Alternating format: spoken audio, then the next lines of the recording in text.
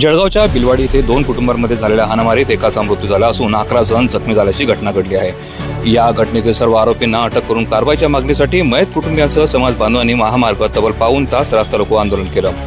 रास्ता रोको आंदोलनानंतर कुटुंबियांसह मोठ्या संख्येने समाज बांधवांनी जिल्हाधिकारी कार्यालय तसेच पोलीस अधीक्षक कार्यालयावर मोर्चा काढला होता। पोलीस अधीक्षक यांनी कारवाईच्या दिलेल्या आश्वासनानंतर तब्बल 22 तासानंतर कुटुंबियांनी मयत एकनाथ गोपाळ यांचा मृतदेह ताब्यात घेतला आहे।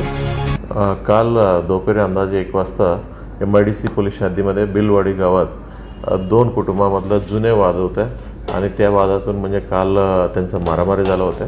त्या मारामारीमध्ये एक इसमांचं डेथ झालेलं आहे आणि त्याच्या अनुषंगाने मर्डर विथ रायटिंग या गुन्हा दाखल करण्यात आलेला आहे। या गुन्ह्यामध्ये 10 आरोपी करण्यात आलं।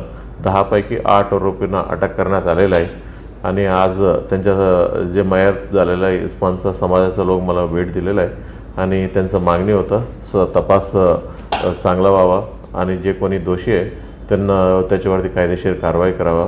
त्यांना देखील म्हणजे आम्ही आश्वासित केलं की म्हणजे चांगला तपास होईल। जरी 2 आरोपी उरलेले हे दोन्ही आरोपींना पण म्हणजे लवकरात लवकर अटक होईल। म्हणजे याचा जुने वाद पण आहेत, म्हणजे 2-4 वर्षापासून त्यांचा वाद आहे आणि काल किरकोळ विषयावरून त्यांचा वाद सुरू झाला आणि वाद नंतर म्हणजे त्याचं रायटिंगचं काल होतं थोडं उशिरा झालं होतं। मग आज सकाळी म्हणजे आत्ता त्यांनी होता ह्या विषयावर आम्ही तपास करू, काय असेल तर निष्पन्न करूया।